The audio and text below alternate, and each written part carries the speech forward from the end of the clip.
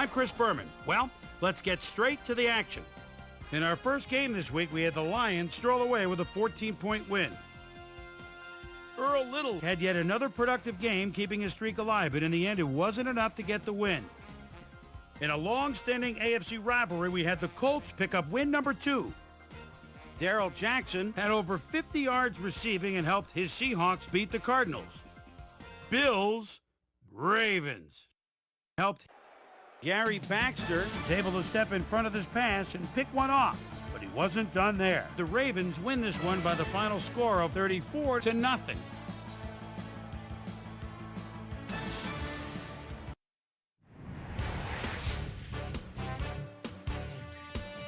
Up in historical New England, we had the Patriots come away with a 7-point win.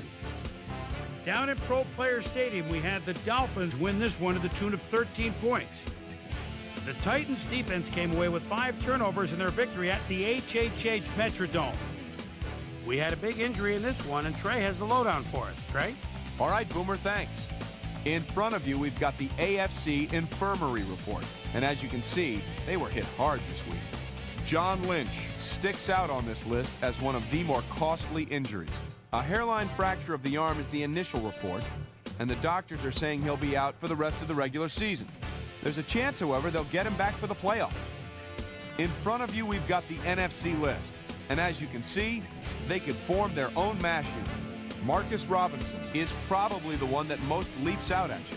A hairline fracture of the arm is the initial report, and the doctors are saying he'll be out for 9 weeks. Now we'll move on to our top story of the day. Randy Moss will be on the sidelines for a while, and that is not good news for his club. So that'll do it for now. Chris, let's send it back to you. Broncos, Bengals. Ashley Lilly emerged as a real weapon as he pulled one in here. The Broncos go on to win this by the final score of 14-7.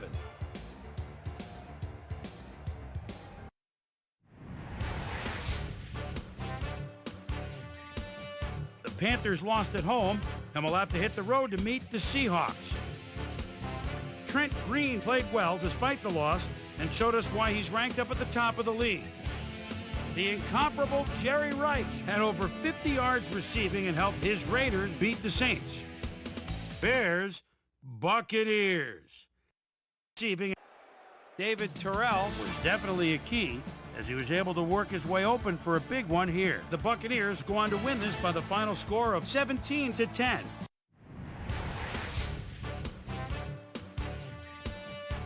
And last but not least, we had the Cowboys come away victorious.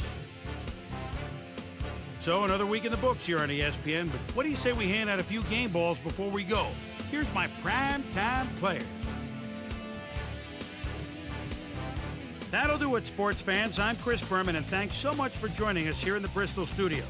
We'll see you next week right here on ESPN, the worldwide leader in sports.